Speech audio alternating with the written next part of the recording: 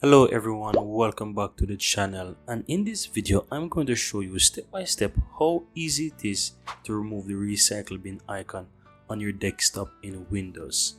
So right now, if you right click on the recycle bin icon on your desktop, you realize that there is no option to delete it, right? You can only empty the recycle bin. But to remove this from your desktop, all you need to do is just click on the Windows icon on your taskbar and go to settings.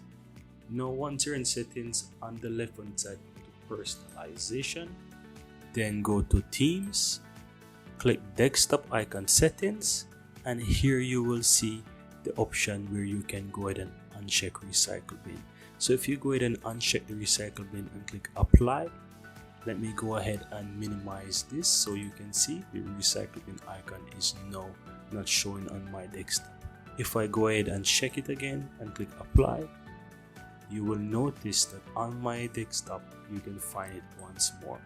And that's how easy it is to remove the recycle bin icon from your desktop.